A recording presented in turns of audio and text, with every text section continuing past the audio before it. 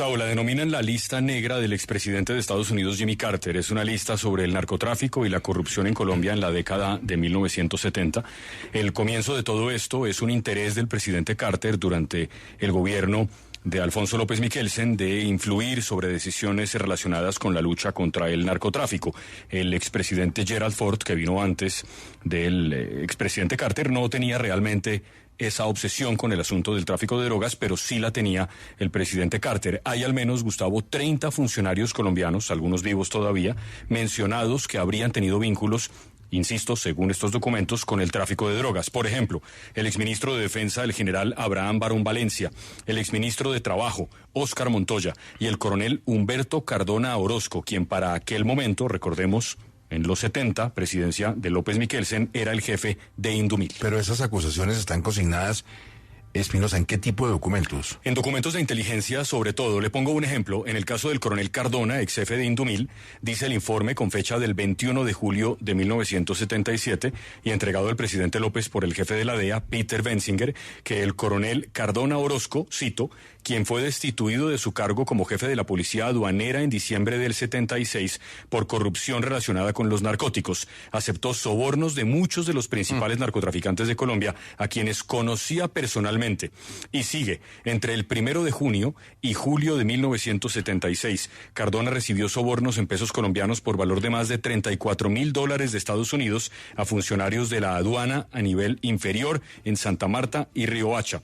Y concluyen, antes de dejar la aduana, Cardona ascendió a 6 funcionarios, 4 de los cuales estaban involucrados en el narcotráfico. Imagínese, $34,000, pero de los 70. De los 70, fue plata. Decíamos que había también políticos del más alto nivel mencionados en estos documentos desclasificados. ¿Quiénes? Agárrese, Gustavo. El nombre más polémico es el de Julio César Turbay, que en el momento de la mención en estos documentos era el candidato presidencial del Partido Liberal con mayores opciones para ganar la presidencia que ganó de 1978. Era y fue el presidente de Colombia entre el 7 de agosto del 78 y el 7 de agosto del 82. ¿Qué dicen? Que el candidato Turbay Ayala, a través de un sobrino, Aníbal Turbay Bernal, habría tenido vínculos con mafiosos que tenían, cito, el poder para elegir a los jefes de los organismos encargados de hacer cumplir la ley en Colombia, si Julio César Turbay asumía la presidencia.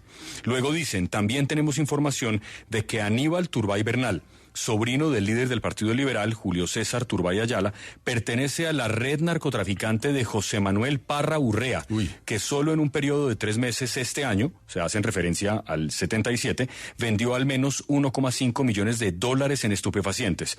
Este documento, Gustavo, fue entregado personalmente por el jefe de la CIA al presidente López el 15 de julio de 1977. Todo dentro de la corrupción en sus justas proporciones. Espinosa, ¿algún familiar del presidente López Michelsen es mencionado? Sí, hay un memorando, Gustavo, del Departamento de Estado que cita las posibles actividades de narcotráfico de de Alfonso López Caballero, el hijo del presidente López. El documento es de septiembre 8 de 1977, tiene 5 páginas y hace un resumen de los casos de colombianos vinculados al tráfico de drogas. Mencionan, por ejemplo, a la famosa por la serie Griselda Blanco. Y en el último punto del memorando dice: hay evidencia creciente de posibles actividades de tráfico por parte de Alfonso López Caballero, hijo del presidente López Michelsen, quien se creía que estaba trabajando en las Naciones Unidas en Nueva York. Louis Fields, que es el asesor jurídico del Departamento de Estado, termina el memorando diciendo: los fiscales federales están siendo cuidadosos con este caso y no se solicitará ninguna acusación formal por parte del Distrito Este de Nueva York.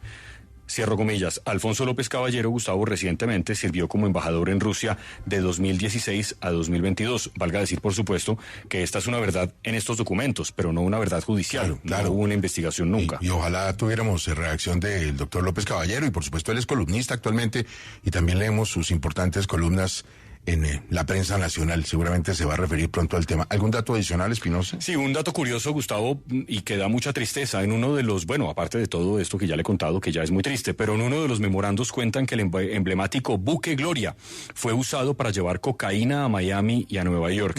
Dicen que lograron confiscar 48 kilos de cocaína a bordo del buque, pero que luego supieron que en realidad había 1,010 kilos de cocaína.